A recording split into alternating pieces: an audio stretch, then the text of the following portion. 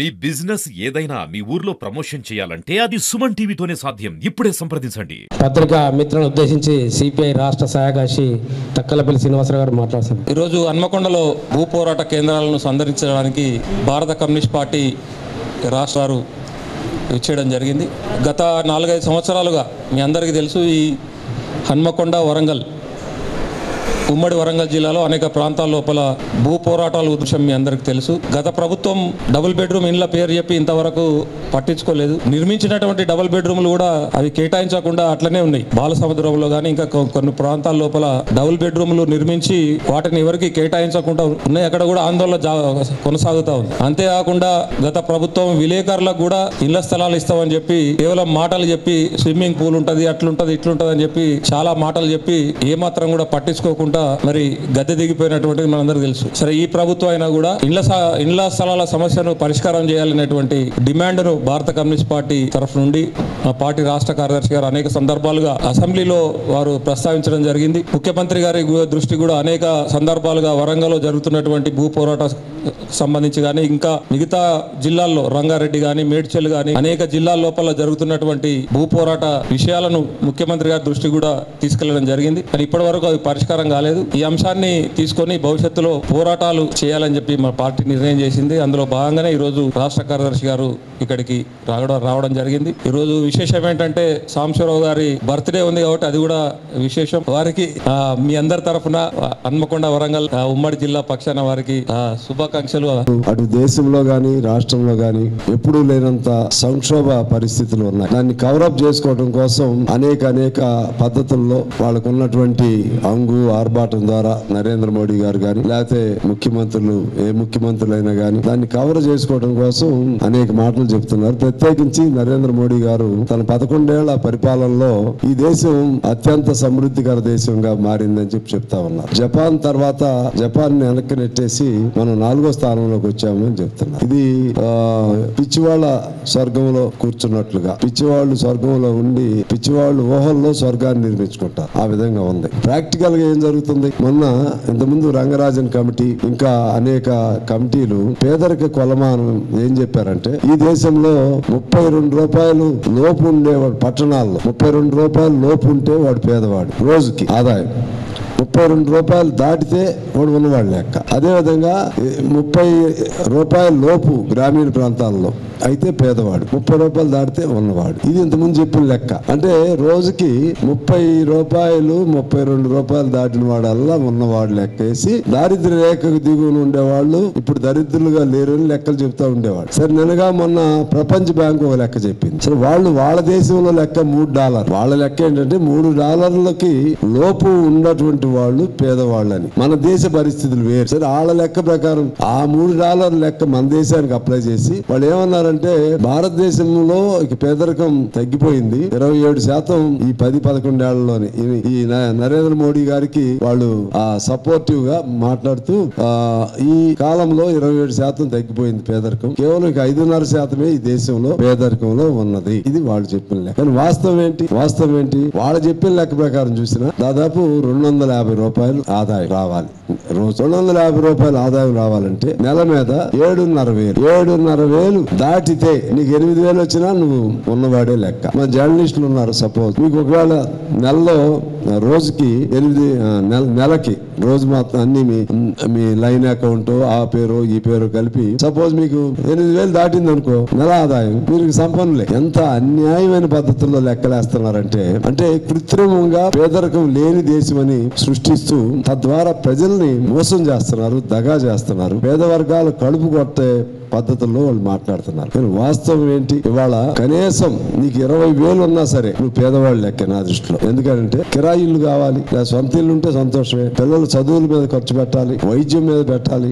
పెద్ద జబ్బు వచ్చింది అనుకోండి, అసలు ఇంకే కొంతమంది వదిలేసుకుంటున్నారు, ఆశలు వదిలేస్తున్నారు. ఇక మన దగ్గర డబ్బు లేదు కదా అని. ఆ పద్ధతుల్లో ఆరోగ్యం, విద్య, అలాగే మినిమం న్యూట్రిషియస్ ఫుడ్, పౌష్టిక ఆహారంలో గాని ఏ రంగంలో ఏ పద్ధతుల్లో చూసినా బతుకుతున్నారు జనం. బతకటం అంటే పూర్వం బానిసలు కూడా అట్లాగే బతికేవాళ్ళు. బానిసలకి పూర్తిగా చంపేవాళ్ళు కాదు. కొంతమంది ఏమో తెలియగలిగిన వాళ్ళు కడుపు నిండా పెట్టేవాళ్ళు, కొంతమంది అది కూడా ఎందుకు పెట్టాలని బతకటానికి పెట్టి చాకరీ చేయించుకునేవాళ్ళు. ఇవాళ అదానీ అంబానీ లాంటి కంపెనీలకి మన శ్రమ ఉపయోగపడే పద్ధతుల్లో, పేదవాడి శ్రమ ఉపయోగపడే పద్ధతుల్లో మనకి అతి తక్కువ వేతనాలు ఇస్తున్నారు. అవుట్ సోర్సింగ్, కాంట్రాక్ట్ కార్మికులు ఈ పేరు పెట్టి. అందువలన 8,000 దాటిన ప్రతి ఒక్కడు ధనవంతుడని వాళ్ళ లెక్క, పేదవాడు కాదని లెక్క.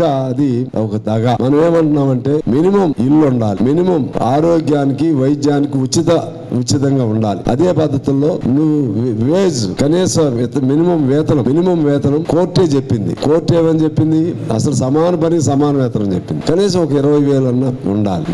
ఇప్పుడు అందులో మినిమం వేజ్ లో అప్లికబుల్ గా ఉండేవాళ్ళు మీరు కూడా ఉన్నారు, జర్నలిస్టులు కూడా ఉన్నారు. అప్పుడు కొద్దిగా నువ్వు బతుకు ఏది నీ లైఫ్ స్టాండర్డ్స్ పెరిగే అవకాశం ఉంటుంది. ఇవాళ అది లేదు. ఒక లెక్క ఏంటంటే ఈ దేశంలో ఇప్పుడు కూడా 67-68% పేదరికంలో ఉన్నారు. లేదని చెప్పి మన కళ్ళు కప్పుతున్నారు. ఇది ఎందుకు చేస్తున్నారు వీళ్ళు అంటే కేవలం ధనిక వర్గాలకు, ముఖ్యంగా కార్పొరేట్ సంస్థలకు మేలు చేయడానికి. మన ఐక్యరాజ్య సమితి ఒక గణాంకం చెప్పింది. ఐక్యరాజ్య సమితి చెప్పిన గణాంకం ఏంటంటే మనం ఆకలి సూచికలో మన భారతదేశం 101వ స్థానంలో ఉంది. మనకంటే కొన్ని ఆఫ్రికన్ కంట్రీస్ కూడా బెటర్ గానే ఉన్నాయి. ఆకలి సూచి అంటే మొత్తం నీకు అందుతున్న భోజనం ఎంత, పౌష్టిక పదార్థాలు అందులో ఎంత ఉన్నాయి, ఇవన్నీ అట్లా లెక్కలేస్తారు. 101వ స్థానంలో మనం ఉన్నాం. కొనుగోలు శక్తికి సంబంధించి 124వ స్థానంలో ఉన్నాం. తలసరి ఆదాయం జపాన్లకి మనకి పోలికి పెడితే అట్లా వాళ్ళ తలసరి ఆదాయం విపరీతంగా ఉంటుంది. మనం పెద్ద దేశం కాబట్టి ఈ డబ్బులన్నీ ఒక చోట పోగేస్తారు కాబట్టి, లెక్కేస్తారు కాబట్టి మనకు కొద్ది ఆదాయం ఉన్నట్టు ఉండదు. కానీ వ్యక్తిగతంగా వచ్చినప్పుడు తలసరి ఆదాయంలో మనం 170వ స్థానంలో ఉన్నాం కొనుగోలు శక్తిలో. ఆ విధంగా ఏ రంగం తీసుకున్నా, ఏ సూచిక తీసుకున్నా మన అత్యంత పేదరిక దేశం కానీ ఇప్పుడు కూడా మనం ఉన్నాం. ఆ తర్వాత మన భారతదేశంలో అసమానతలు ఎప్పుడూ లేనంత పెరిగిపోయాయి. ఇవాళ 1% ఉన్నటువంటి కార్పొరేట్ సంస్థల చేతుల్లో దాదాపు 60% సంపద ఉంది. 60% సంపద ఉంది. 10% ఉన్న ధనిక వర్గాల చేతుల్లో 70 నుంచి 80% ఉంది మొత్తం కలిపితే. మిగిలిన పేద వర్గాల చేతుల్లో టోటల్ గా పేద వర్గాల చేతుల్లో అంటే పేద వర్గాలు కానీ మిగిలిన 140 కోట్లలో కొంతమందిని తీసేస్తే పోనీ 130 కోట్లు వేసుకోండి, ఉంది 10% సంపద. ఇది లెక్క. మరి అన్ని చూపెడుతూ ఆ విధంగా ప్రజలను మోసం చేస్తున్నారు. అందుకని వాళ్ళ కమ్యూనిస్టుల అవసరం ఉంది అని ప్రజలు కోరుకుంటున్నారు. సరే, ఇప్పుడు నేను వరంగల్ అట్లా వాకింగ్ వెళ్ళి అందరూ మీ పార్టీ కమ్యూనిస్టులే ఉండాలి, మీరే పోరాటం చేస్తారు అనే భావన అందరిలో ఉంది. ఈ సందర్భంగా ప్రశ్న అంటే వాళ్ళకి భయం. ప్రశ్న అంటే నరేంద్ర మోడీ గారికి భయం, ప్రశ్నించేవాడంటే భయం. అదే పద్ధతిలో ప్రశ్నించడానికి ధైర్యం ఇచ్చే ఎర్ర జెండా అంటే మరింత భయం. వాళ్ళ సిద్ధాంతమే ముస్లింలు, క్రిస్టియన్స్, కమ్యూనిస్టులు, వీళ్ళకి మేము వ్యతిరేకం. అదిగో ఆ కుట్రలో భాగమే ఇవాళ ఆపరేషన్ కగార్ పేరుతో కర్రిగొట్టంలో కానీ ఇంకో చోట జరుగుతున్నటువంటి దాడులు. ఇది మానవ హననం. ఇంకా పెద్ద పదం వాడొచ్చు మానవ హననం కంటే. అన్యాయమైనటువంటి రాక్షసులు మామూలు జనాల మీద పడి చంపుతారే, ఆ విధంగా రాక్షస పాలనకు ఇది సంకేతం. ఏమంటున్నారు? నక్సలైట్లు చంపొండొచ్చు కొంతమంది, అదేం కరెక్ట్ అని మనం ఏమంటున్నా. రాజ్యాంగం నీ చేతుల్లో ఉంది, చట్టం నీ చేతుల్లో ఉంది. చట్ట ప్రకారంగా కేసులు పెట్టు, రాజ్యమే నీది కదా, ఆ ప్రకారం పెట్టు. ఇప్పుడు వరవర్రావు గారు లాంటి వృద్ధుల్ని బయటకు రానిట్లేదు కదా మీరు. సాయిబాబా గారు లాంటి వాళ్ళని లోపలే పెట్టారు కదా, చివరిలో కదా వచ్చిన 6 రోజులు చచ్చిపోయారు కదా. ఆ విధంగా ఏమన్నా నక్సలైట్లు ఏదన్నా తప్పు ఉంటే ఆ విధంగా చెయ్యి. కానీ నువ్వు చెప్పేది అది కాదు. అసలు వాళ్ళ రీజన్ ఏంటంటే కమ్యూనిస్టులు ఎర్ర జెండాలు లేకుండా చేయాలనేది వాళ్ళ లక్ష్యం. ఇవాళ మేము అందరం కూడా రేపు 17వ తారీఖు కూడా అన్ని లెఫ్ట్ పార్టీస్ మహాధరణ పెట్టాం ఇందిరా పార్క్ దగ్గర. మేమేమంటున్నామంటే వాళ్ళు కూడా మావోయిస్టులు కావచ్చు, ఐడియాలజీగా కొద్దిగా డిఫర్ కావచ్చు, కానీ వాళ్ళు ఈ దేశం కోసం కష్టపడి అడవుల్లో ఉండి బతుకుతున్న వాళ్ళు. మేము కూడా 52 వరకు కలిసే ఉన్నాం. ఆ విధంగా అప్పుడు సాయుధ పోరాటం అంతా సిపిఐ ఆధ్వర్యంలో ఉమ్మడి పార్టీయే కదా. మీ అందరికి వరంగల్ వాళ్ళకి ఇంక వివరం చెప్పాల్సిన పని లేదు. దానిలోంచి 64లో సిపిఎం, 67లో నక్సలైట్లు, అందులోంచి మావోయిస్టులు అందరూ. అందుకే అన్ని పార్టీల పేరు మీద సిపిఐ అనే ఉంటది ముందు అన్ని పార్టీలు. అయితే విధానం వాళ్ళది మారినప్పుడు 52 వరకు మా విధానం ఇప్పుడు వాళ్ళు కొనసాగిస్తున్నారు. 52 తర్వాత మేము కమ్యూనిస్ట్ పార్టీ మా పెద్దలు మార్చుకున్నారు. ఎందువల్లంటే ప్రజల్లో సహకారం లేకుండా సాయుధ పోరాటం విజయవంతం కాదని. ఆ వైపుగా వాళ్ళకి ఆలోచన రేకెత్తించే విధంగా మనం వాళ్ళకి తోడ్పాటు ఇవ్వాలి. తోడ్పాటు ఇవ్వకుండా ఇంకా కసిగా వాళ్ళని చంపడం మీ ఉద్దేశం అయితే దాని అర్థం ఏంటంటే మీ అసలు ఎజెండా అమలు చేస్తున్నారు ఇక్కడ. ముస్లిం, క్రిస్టియన్, కమ్యూనిస్టులు వాళ్ళంటేనే సిద్ధాంతం డైరెక్ట్ చెప్పారు, వాళ్ళు మాకు శత్రువులు అని చెప్పారే, అందులో భాగంగానే వాళ్ళని మీరు చంపుతున్నారు. డేట్ పెట్టి చంపుతారండి ఎవరన్నా? ప్రమాణ స్వీకారం రాజ్యాంగం మీద చేసిన వాళ్ళు, హోమ్ మినిస్టర్, లాండ్ ఆర్డర్ కాపాడవలసిన వ్యక్తి, మార్చి 26 నాటికి నేను మొత్తం ఎలిమినేట్ చేస్తాను అని చెప్పొచ్చండి? ఎక్కడ ఉందా ఈ ధర్మం? ఇది రాజ్యాంగానికి కాపాడుతున్నావా? నీ ఇష్టం వచ్చినట్టుగా రాజ్యాన్ని మీ రాక్షస రాజ్యం, రౌడీ రాజ్యం, లేకపోతే గోండాల రాజ్యంగా, లేకపోతే ఇంకా బ్యాసిస్ట్ రాజ్యంగా, లేకపోతే భూస్వామ్య ఫెడరల్ రాజ్యంగా ఆ విధంగా భావిస్తున్నారా?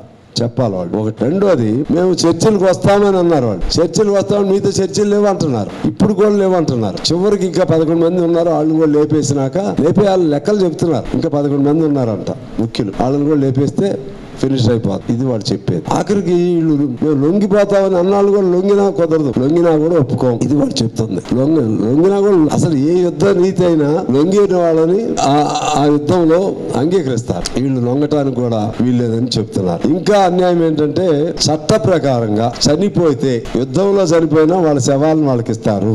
ఎవరైనా చనిపోతే, పోలీస్ కాల్పుల్లో చనిపోయినా ఇప్పటి వరకు ఎవరి శవాన్ని వాళ్ళ కుటుంబానికి ఇస్తారు. ఇది మానవత్వమే కాకుండా చట్టం. వీళ్ళు శవాలను కూడా ఇవ్వకుండా కేసీరావు లాంటి వాళ్ళ శవాన్ని కూడా, అంటే శవం చూస్తే కూడా భయపడుతున్నారు. కమ్యూనిస్టు అనే పేరున్న మృతదేహాన్ని చూస్తే కూడా వీళ్ళకి చావు గుర్తుకు వస్తుంది, వాళ్ళ చావు. ఎంత అన్యాయం ఇది! శవాన్ని కూడా ఇవా, చట్టాన్ని నువ్వే ధిక్కరిస్తావా? ఈ విధంగా ఇది శాశ్వతం అని అనుకుంటున్నారు. ఇది శాశ్వతం కాదు. మనిషి శాశ్వతం, మనిషిలో ఉన్న బాధ, ఆ బాధను ప్రశ్నించే గుణం శాశ్వతం. అందువలన కమ్యూనిస్టులు మరింత ఇవాళ నువ్వు ఒక్క కేసీరావుని చంపావు, కానీ కొన్ని కోట్ల మంది స్పందించారు. వాళ్ళందరూ కమ్యూనిస్టులు కాదు, కొన్ని కోట్ల మంది స్పందించారు. సీతారాం యేచూరి మరణిస్తే సహజ మరణమే, కొన్ని కోట్లాది మంది స్పందించారు. అప్పట్లో చంద్రరాజరావు మరణిస్తే, సుందరయ్య గారు మరణిస్తే దేశమంతా స్పందించి, అది కమ్యూనిస్టులో ఉన్నటువంటి ఆ గుణం, త్యాగ గుణం. ఇది రెండో అంశం. ఇక మూడో అంశం ఏంటంటే, ఈ మధ్య కాళేశ్వరం సంబంధించి విచారణ జరిగింది. కేసీఆర్ గారు, అది ఆశ్చర్యం వేస్తుంది, మనుషుల్లో సీతాకోక చిలుకలు అంట. సీతాకోక చిలుక కొద్దిగా టైం పట్టిద్ది మారటానికి, రూపాంతరం తీసుకోవడానికి. అంతకంటే అన్యాయంగా ఉన్నారు ఇవి టీఆర్ఎస్ వాళ్ళు, అంతకంటే అన్యాయంగా. అది ఎన్ని మాటలు మనం ఇంకా మర్చిపోలేదు. నా ప్రతి రక్త బొట్టు కరిగించి ఈ డిజైన్ చేశాను అన్నాడు, కాళేశ్వరం డిజైన్. నా మెదడంతా కరిగించి డిజైన్ చేశాను అన్నాడు. నా కొంతమంది ఏమో కేసీఆర్ అంటే కాళేశ్వరం, కాళేశ్వరం అంటే కేసీఆర్, మొత్తం ఆయనే అని కొంతమంది అన్నారు. ఇప్పుడు ఏం చెప్తున్నారు? విచారణకు వెళ్ళడానికి భయం ఎందుకు మీకు? విచారణకు వెళ్ళాలంటే అంగు ఆర్భాటం కావాలా? 100 కార్లు కావాలి మీ అంట. ఒకవేళ తప్పు జరిగింది అనుకోండి, వాళ్ళు నిర్ణయం చేస్తారు కదా, మీ ఆర్గ్యుమెంట్ మీరు చెప్పుకోండి. కానీ పెద్ద అంగు, ఎంతమంది మీద కేసులు లేవండి? ఇంతకుముందు ఎంతమంది మీద లేవు? ఇందిరాగాంధీ గారు జైల్లో ఉంది, లేకపోతే మన ఎన్టీ రామారావు గారు జైల్లో ఉన్నాడు, జయప్రకాష్ నారాయణ జైల్లో ఉన్నాడు, స్వాతంత్ర పోరాట కాలంలో ఇంకా అనేక మంది జైల్లో ఉన్నారు. ఏమి మనమే అతీతంగా పుట్టామా ఏంటి? అది విచారణ కమిషన్ వేశారు, దాన్ని ఎదుర్కో. ఇప్పుడు ఏమంటున్నావు చివరికి? అంత అన్ని నేనే అన్నవాడివి, మాకేం సంబంధం ఇది? మాకేం సంబంధం ఇది? అధికారులు, ఎగ్జిక్యూటివ్ది పాత్ర అని చెప్తున్నాడు, ఇంజనీర్లది పాత్ర అంటున్నాడు. నిజమా ఇది? ఇది నిజమా? ఇంతకంటే అన్యాయమైన భాష ఏమన్నా ఉందా? నీ బుర్రలోంచి వచ్చింది, డిజైన్ మార్చింది నేనే అని నువ్వే చెప్తివి. అసలు డిజైన్ ఎక్కడ? తుమ్మిడేటి నుంచి ప్రాణహిత చేవెళ్ళ, దాన్ని మార్చి పారేసావు. ఇప్పుడేమన్నా హరీష్ రావు అని ఆయన ఏమంటున్నాడు? వాళ్ళు పర్మిషన్ ఇవ్వలేదు మహారాష్ట్ర వాళ్ళు, అందుకని ఇది పెట్టామంటాడు ఆయన. పర్మిషన్ అంటే మనకి 148 మీటర్ల దగ్గర అక్కడి వరకు కట్టుకునే అవకాశం మనకు ఉంది, చాలు కదా. అసలు అందుముందు శివరామకృష్ణ గారు ఇట్లా ఇంజనీర్లు ఉండేవాళ్ళు, వాళ్ళు అన్నారు ఇంత పెద్ద పెద్ద ప్రాజెక్టులు వద్దు, చెన్నై కట్టుకోవాలని. ఎవరి మాట వినలేదు వీళ్ళు, ఎవరి మాట వినలా. ఇప్పుడు ఆయన ఏమంటాడు? మాకు మహారాష్ట్ర వాళ్ళు పర్మిషన్ ఇవ్వలేదు కాబట్టి, పర్మిషన్ ఇవ్వకపోతే జనాలు ముంచే ప్రాజెక్టులు కడతారా? ఓకే, అయిపోయింది. మనం ఏమన్నాం? 148 మీటర్లలో కట్టుకుంటే ఆదిలాబాద్ జిల్లాను కవర్ అయింది. తుమ్మిడిహట్టి అని ప్రాణహిత, దాని తుమ్మిడిహట్టి దగ్గర ప్రాణహిత ప్రారంభం అవుతుంది. ఆదిలాబాద్ జిల్లా కవర్ అవుతుంది, అన్ని కవర్ అవుతాయి. ఇప్పుడు ఏమైంది? ఇప్పుడు కాళేశ్వరం దెబ్బతిని ఉంది. మేడిగడ్డ, కాళేశ్వరం అంటే మేడిగడ్డ దెబ్బతింది. మేడిగడ్డ కింద అన్నారం, దాని కింద సుందేళ్ల. మేడిగడ్డలో నీళ్లు రాకపోతే నీళ్లు ఎక్కడి నుంచి వస్తాయి? ఏమంటున్నాడు హరీష్ రావు గారు? ఇంత నీళ్లు వచ్చినాయి కదా, కాళేశ్వరం లేకుండా ఎక్కడి నుంచి వచ్చినాడు? ఇది ఎంత అబద్ధం అండి ఇది. కాళేశ్వరం నుంచి ఒక చుక్క వదిలిపెట్టలేదు. ఎక్కడి నుంచి అంటే వచ్చింది నీళ్లు? ఎల్లంపల్లి నుంచి. ఎల్లంపల్లి దగ్గర కూడా కాళేశ్వరం ప్రాజెక్టులో భాగంగా మల్లన్న సాగర్ ఇవన్నీ కట్టారు, అది వాస్తవం. కానీ ఎల్లంపల్లి పాతదే. ఎల్లంపల్లి నుంచి మిడ్మానేరు ఇవన్నీ ఇట్లా వరుసగా వస్తాయి. అందులోకి మన గోదావరి నీళ్లు వచ్చే ప్రయోజనం ఉంది ఎస్ఆర్పిఎస్ నుంచి ఎల్లంపల్లి. ఆ నీళ్లు వచ్చినాయి, ఈ కాళేశ్వరం నీళ్లు కాదు. ఆ విధంగా కాళేశ్వరం సంబంధించి ఈ దేశాన్ని ఈ రాష్ట్రాన్ని పూర్తిగా అప్పులు పాలు చేసి ఆ ప్రాజెక్టు తప్పితే ఇంకే ప్రాజెక్టులు పట్టుకోకుండా డబ్బులన్నీ దాని మీద పెట్టి బాగా ఇది సహించరానటువంటి నేరం, గ్రేటెస్ట్ అఫెన్స్ చేశారు. చేసిన తర్వాత అందరూ నమ్మారు. అదేమనంటే దాన్ని ఏమంటారు, టీవీ మీద చూపెడతారు కదా, పవర్ పాయింట్లో ఎవరు అనుకూలంగా చేసుకున్నాడు బ్రహ్మాండంగా. అందులో ఆయన మేధావి కదా కేసీఆర్ గారు, చూసారా ఎంత గొప్పగా చెప్పాడు. పాపం వీళ్ళకేమో ఉత్తమమారెడ్డి వీళ్ళేమో మన కౌంటర్ పవర్ పాయింట్కి మాకు టైం కావాలని, ఇది వీళ్ళకి ఏం తెలియదయ్యా ఆయన మేధావి అని చెప్పి అప్పుడు అట్లా మామూలుగా చేయలేదు కదా. కానీ మేధావితనం ఎక్కడ రావాలంటే మేధావితనం పరీక్షల్లో రాసుకో, కానీ జీవితాల్లో రాయవద్దు. ఇప్పుడు మనం ఫైనల్గా మేము అనేది ఏంటంటే కాళేశ్వరం అనేది పనికిరాదు. ఇప్పుడు కూడా కమ్యూనిస్ట్ పార్టీగా మా అభిప్రాయం. ఎందుకు పనికిరాదు అంటున్నాం అంటే, ఇప్పుడు ఎట్లయినా ఎల్లంపల్లి నుంచి నీళ్లు పోయినాయి, పంటలు పండినాయి. ఆ ప్రాణహిత నుంచి గ్రావిటీ ద్వారా ఇప్పుడు 90 కిలోమీటర్ల తవ్వి ఉంది, ఆ నీళ్లు వదిలేసేయండి సరిపోతుంది. ఇప్పుడు ఎంత ఖర్చు అవుతుంది అనుకుంటున్నారు? నీకు విద్యుత్కి 12-13 కోట్లు అవుతుంది సంవత్సరానికి, ఇది కాళేశ్వరానికి విద్యుత్కి. సరే అప్పులు అయితే అట్లనే తీర్చాల్సిందే అనుకోండి, అప్పులు కూడా ఇంకో 15,000 కోట్లు. ఏదన్నా 20-25 కోట్లు. అసెంబ్లీలో కూడా మాట్లాడాం. అన్ని 1000 కోట్లు ఎక్కడి నుంచి పెడతావు సంవత్సరానికి? నువ్వు అవి లేకపోయినా ఆ 3 పోతాయి. 3 అంతా 30, మహా అయితే 25-30 కోట్లు ఉంటాయి ఆ 3 బ్రిడ్జిలు. మిగిలిందంతా పనికొస్తుంది, నువ్వు కట్టిన మల్లన్న సాగర్ అన్ని పనికి వస్తుంది. అందుకని అది రద్దు చేయమని మేము డిమాండ్ చేస్తున్నాం. లేకపోతే ఇంకా ఇది తెల్ల ఏనుగులాగా ఈ మొత్తం మన కష్టాన్ని మొత్తం అన్ని వర్గాల కష్టం, మన ద్వారా వచ్చే పన్నులు జిన్నులు అన్నీ కూడా దానిలోకి ఇప్పటికే సస్తున్నారు డబ్బులు లేక. ఇక అయిపోతా, దానివల్ల ఉపయోగం కూడా లేదు. అది రద్దు చేయమని మేము డిమాండ్ చేస్తాం. 4వ అంశం ఏంటంటే ఈ రాష్ట్ర పాలనకు సంబంధించి వీళ్ళు ఇంకా బాగా అధ్యయనం చేయాలి. చెప్పిన వాటిని అమలు చేయడానికి ఎలా చేయాలి అధ్యయనం చేయాలి. అనేక వాగ్దానాలు చేశారు, ఆ వాగ్దానాలు సహజంగా చేశారు. మేము కూడా టైం ఇవ్వండి అని అన్నాం, టైం అయిపోయింది, 1.5 సంవత్సరం అయింది. ఇప్పుడు ఆ వాగ్దానాలు అమలు చేసే కృషిలో చేయాలి. డబ్బులు లేవు, కేంద్రం రూపాయి ఇవ్వట్లేదు, వీళ్ళకేం ఆదాయం లేదు. అందుకని డబ్బులు లేవు కాబట్టి కిందాడి జోలికి వెళ్ళొద్దు, ముందు కిందాడి డబ్బులని తీర్చండి. ఈ ప్రభుత్వాన్ని మేము అనేది ఏంటంటే చిన్న పంచాయతీ వర్కర్లు, మున్సిపల్ వర్కర్లు, చిన్న కాంట్రాక్టర్లు, చిన్న పంచాయతీ సర్పంచ్లు పనిచేసిన వాళ్ళ డబ్బులు ఇవ్వండి. మీరు వాళ్ళ డబ్బులు ఇవ్వట్లా, బిల్లులు రావట్లా. ఎవడో పెద్ద వాళ్ళకి పోతనే అంటున్నారు, పోతనే లేదు నాకు తెలియదు, కానీ వాళ్ళకి మాత్రం అన్యాయం జరుగుతుంది. అది చేయండి. రెండోది ఇల్లు ఇచ్చారు, పారదర్శకంగా చేయండి. ఇల్లు ఇచ్చి కాంగ్రెస్ వాడికి ఇల్లు అంటే అచ్చగాని నువ్వు ఇచ్చా నియోజకవర్గం 3,500 ఇస్తున్నావు, వాళ్ళేనా నీకు ఓట్లు వేసింది? అందరికి ఒకసారి ఇలేవు, కానీ ఆ ఇచ్చే 3,500లో కూడా కాంగ్రెస్ వాడే అనే పేరు పెట్టారా అంటున్నారా? మేము అట్లా చేయలేదు మా నియోజకవర్గం. మీరు కూడా పారదర్శకంగా ఉండండి. ఏ పేదవాడు అర్హత ఉన్న ప్రతి పేదవాడికి 3,500 ఇవ్వండి పని. అంతకుముందు వాళ్ళు అసలు ఇవ్వలేదు, మీరు అమెరికాని ఇవ్వండి, సంతోషం. కానీ పారదర్శకంగా పార్టీలకు అతీతంగా ఇవ్వమని మేము డిమాండ్ చేస్తాం. అదేవిధంగా ఇప్పుడు ఆ ఇళ్లకు సంబంధించి జర్నలిస్టులు ఐఏఎస్లు మినిస్టర్స్ ఈ మూడింటిని ఒక కేటగిరీ కింద కోర్టు చెప్పింది, సుప్రీంకోర్టు చెప్పారు. ఇది కరెక్ట్ కాదు. సరే ఇప్పుడు వాళ్ళ జోలికి నేను వెళ్ళాను. కనీసం ఐఏఎస్లు మినిస్టర్లు ఎమ్మెల్యేలు అంటే ఒక కేటగిరీ. ఇది ఏముంది, ఇదంతా కూడా స్ట్రింజర్స్ ఉంటారు, అఫీషియల్స్ ఉంటారు, ఇంకా గ్రామీణ వీళ్ళంతా విలేకరులు ఉంటారు. అందుకని ఒక పాలసీ తీసుకురండి. జర్నలిస్టులకి ఒక విధానం ఉండి అందులో అసలు మొత్తం లెక్క తీయండి. దానిలో అఫీషియల్ రిపోర్టింగ్ ఎంతమంది ఉన్నారు, అదేవిధంగా స్ట్రింజర్స్ ఎంతమంది ఉన్నారు, వాళ్ళకి ఇల్లు ఉందా లేదా, వాళ్ళ జీవితం ఏంటి, దాన్ని ఒక పాలసీ తీసుకురండి. ఎందుకంటే 4వ స్తంభం కదా, ఈ 4వ స్తంభం దీన్ని నిలబడకపోతే కుంటుకుంటూ నడవాల్సి వచ్చింది, లేకపోతే కాళేశ్వరం మేడిగడ్డలా కూలిపోయింది. ఈ స్తంభం లేకపోతే మేడిగడ్డ ఎలా కూలిపోయిందో సమాజం వ్యవస్థ కూడా అలా కూలిపోయింది. ఎవరు పట్టించుకోవట్లా, నా పేపర్లో నా పేరు వచ్చిందా లేదా, నా ఫోటో వచ్చిందా లేదా, అందరం చూస్తాం, సహజం, మేము కూడా చూస్తాం. రేపు మీరు ఏం రాశారో కూడా చూస్తాం. కానీ అదే సమయంలో మీరు బతుకుతున్నారా లేదా, వీళ్ళు మంచిగా ఉన్నారా లేదా, వాళ్ళకి ఎలా చేద్దాం, ఇంపార్టెంట్ కోర్ వింగ్ ఇది సమాజంలో అని చూడాలి. అందువలన మేము డిమాండ్ ఏంటంటే వీళ్ళకి అందరికీ ఆరోగ్య కార్డు, అలాగే విద్యలో పిల్లలకి ఉచిత చదువులు, ఇల్లు వచ్చేసరికి సామాన్యులకు ఎలా ఇస్తున్నారు వీళ్ళకి కూడా ఏంటి ఇల్లు ఇచ్చి, కాకపోతే వీళ్ళకి ఒక కాలనీ కట్టాలి, సేమ్ అదే, దాన్ని ఎవరు తప్పు పట్టరు. ఏదో ఖరీదైన ఇళ్ల స్థలాల్లాగా ఇస్తే అది వేరు. వీళ్ళంతా బిలో పావర్టీ లైన్లో ఉన్నటువంటి వాళ్ళే అందరూ. ఆ విధంగా వాళ్ళని కూడా కాపాడండి. అవుట్ సోర్సింగ్ కాంట్రాక్ట్ కార్మికులు ఇటువంటి వాళ్ళని కూడా కాపాడండి. ఈ ప్రభుత్వాన్ని నేను కోరుతాను, ఇప్పుడు కాపాడండి. వాళ్ళకి 8,000 లోపే ఇస్తూ మీరు కూడా సంతృప్తి పడితే వాళ్ళకి మీకు ఏమి తేడాలి. నరేంద్ర మోడీ చెప్పిందే మీరు అమలు చేస్తే ఉపయోగం ఉండదు. ఇవన్నీ కాంగ్రెస్ ప్రభుత్వానికి చెప్తూ వీళ్ళు బాగుపడాలని కోరుకుంటాం. ఎందుకంటే కొద్దిగా కలిసి ఉన్నాం కదా, బాగా నిలబడాలని కోరుకుంటాం. వీళ్ళు మీరు దెబ్బతింటే బీజేపీ వస్తుంది, లేకపోతే బీఆర్ఎస్ వస్తుంది. అది మాకు ఇష్టం లేదు.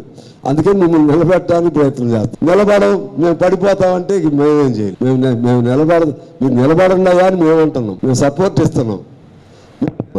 లేదు మీ మాటలు మాకు అవసరం లేదు, మా సొంతంగా మేము చేసుకుంటామంటే ఎవరి కర్మను ఎవరు రాయలేరు. ఇది లలాట లిఖితం అంటారే, ఎవరు దాన్ని వాళ్ళు చేయరు. మేమైతే మాత్రం కమ్యూనిస్ట్ పార్టీగా మేము ప్రజల పక్షానే కొంతమేరకు సపోర్ట్ ఉంటాం, కానీ అంతిమంగా మాత్రం ప్రజల పక్షానే ఉంటాం. మొదటి నుంచి చెప్తున్నాం. ఇక ఆఖరిగా ఏంటంటే ఇప్పుడు ఇక్కడ ఈ ప్రాంతంలో గుడిసెలు హనుమకొండ అలాగే వరంగల్ ప్రాంతంలో కొన్ని వేలాది మంది ఇళ్ళు వేసుకున్నారు. మీకు ఖర్చు లేని పని, మీరేం కొత్తగా ఇవ్వాల్సిన పని లేదు. వాళ్ళకి ఖచ్చితంగా పట్టా ఇవ్వండి, వాళ్ళ ఇల్లు వాళ్ళు వేసుకుంటారు. వాళ్ళని క్రమబద్ధీకరించండి, తర్వాత మీకు చేతనైతే ఇళ్ళు కట్టేయండి. ముందు వాళ్ళకి భద్రత కల్పించమని మేము డిమాండ్ చేస్తున్నాం. ఇవాళ నేను వచ్చింది కూడా అందులో భాగమే. ఇక ఆఖరి పాయింట్ ఏంటంటే కమ్యూనిస్ట్ పార్టీ 100 ఏళ్ళు అవుతున్న సందర్భంగా అన్ని చోట్ల ఇప్పుడే ప్రతి 3 ఏళ్ళకి మహాసభల్లో భాగంగా అవి జరుగుతున్నాయి. 100 ఏళ్ళు ముగింపుది ఖమ్మంలో జరుగుతుంది. ఒక 5 లక్షల మందితో అప్పుడు కమ్యూనిస్టుల శక్తి ఏంటో చూపెట్టాలనుకుంటున్నాం. ఎందుకంటే మీకు ఎలక్షన్లో గెలవలేము, కానీ ఓట్లు ప్రజల్లో అన్ని సంఘాలు మాయే. ఏఐటీసీ లేకపోతే ఇంకా అన్ని అంగన్వాడీ, మధ్యాహ్న భోజనం, సింగరేణి, ఆర్టీసీ, బ్యాంకులు అన్నీ మాయే. కానీ ఎలక్షన్లో వచ్చేసరికి ఓట్లు రావు. కారణం ఏంటంటే తలవ చోట ఉంటారు. ఒకటి. రెండోది డబ్బులు కావాలి. కానీ జనబలం జనాన్ని ప్రభుత్వ అంశాలను ప్రతిబింబించగలిగిన అపోజ్ చేయటంలో కానీ నిలబెట్టడంలో కానీ ఓడించడంలో కానీ మా బలం ఉంటుంది. అది మేము రేపు డిసెంబర్ 26న 5 లక్షల మందితో ఖమ్మంలో జాతీయ స్థాయిలో ఈ కమిటీలు 2-3 కమిటీలు వేశారు. విజిలెన్స్ కమిటీ ఒకటి, తర్వాత ఫీజిబిలిటీ కమిటీ ఒకటి, అవన్నీ వేశారు. అవి దాన్ని పనికి వస్తుందా లేదా అని ఇచ్చేది రిపోర్ట్ ఒకటి ఉంటుంది.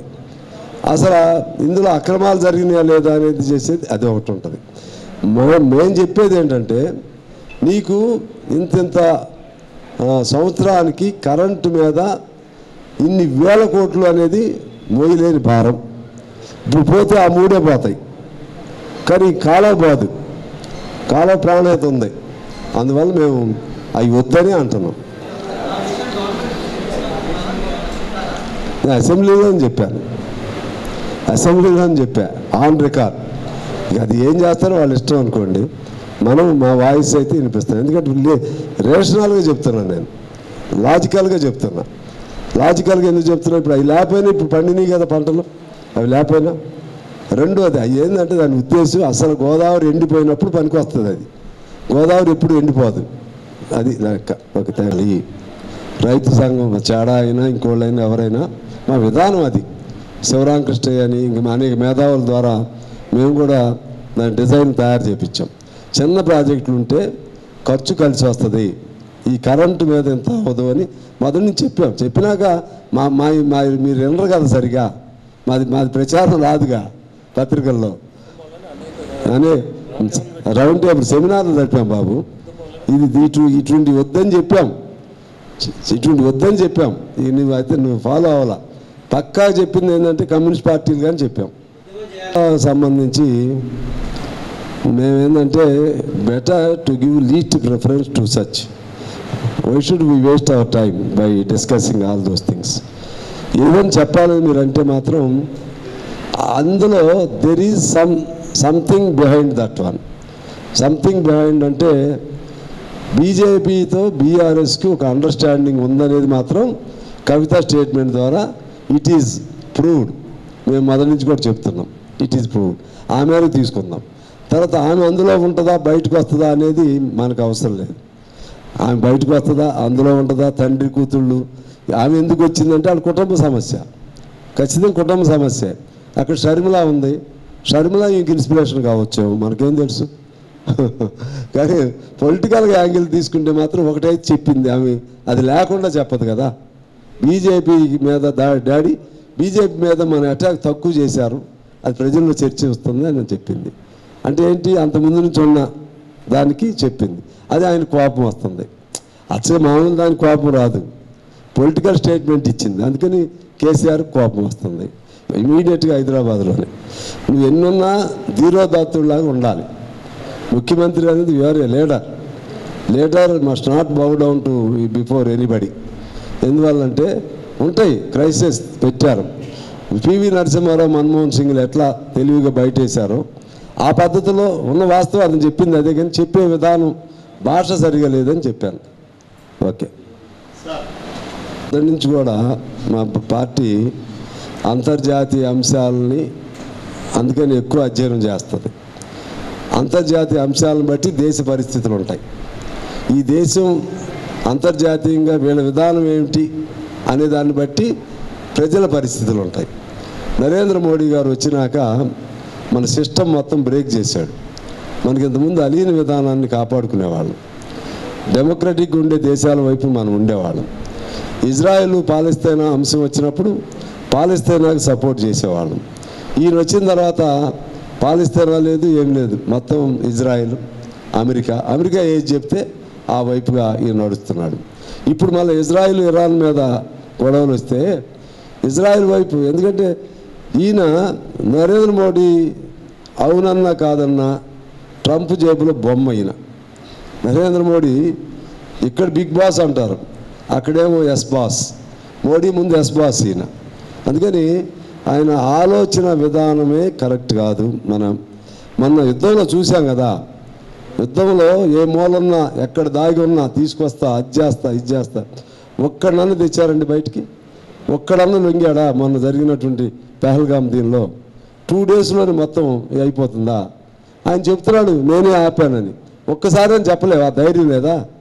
ఒక్కసారి నీకు ధైర్యం లేదా? నువ్వు నీకేం సంబంధం అయ్యా అనలేవా? ఇంత 140 కోట్ల మందికి ప్రతినిధి నువ్వు, ఆడేమో 27-24 కోట్ల మందికి ప్రతినిధి. ఎంత ఆస్తి ఉంటే మాత్రం ఏముంది? మనం ప్రజలు ఎక్కువ మంది. రెండోది, మొన్న పిల్లల్ని ఎట్లా పంపించేశారు ఇక్కడికి? వేసాలు అవి సరిగ్గా లేని వాళ్ళని ఎంత అన్యాయంగా పంపించారు. వాళ్ళకి బేడీలు వేసి పంపించారు. ఒక్క మాట వీళ్ళు మాట్లాడలేదు. నిన్నగా మొన్న అప్పుడు ఒక అతన్ని చంపేశారు చూసారా? ఏది పోలీస్ ఇన్వెస్టిగేషన్లో కాలు మెడమే పెట్టి, అట్లా భారతీయ విద్యార్థి మెడమే పెట్టి నిన్నగా మొన్న పేపర్లు చూశారు. ఇంత అన్యాయం జరుగుతున్న వీళ్ళు మాట్లాడలేదంటే, వీళ్ళు నరేంద్ర మోడీ అనే ఆయన ట్రంప్ ఏది చెప్తే అది, అమెరికా ఏది చెప్తే అది, అందుకని ఇజ్రాయెల్ సపోర్ట్ చేసే ఆలోచన ఉండొచ్చు. కానీ భారతదేశ ప్రజలు అంగీకరించరు. మనం from the beginning we have been for align movement అనేది ఉండాలి. అందులో భాగంగా అమెరికా లాంటివి సామ్రాజ్యవాద దేశాలు కబళించే కుట్రలు, అన్ని దేశాలను కబళించే కుట్రలు ఉంటాయి. సామ్రాజ్యవాద దేశాలకు తల వంచడం అనేది భారతదేశానికి మంచిది కాదు. ఆ విధంగా అక్కడ వాళ్ళకు లొంగితే మన భారతదేశంలో కూడా వాళ్ళ పెత్తనమే వస్తుంది. ఇది మా లైన్.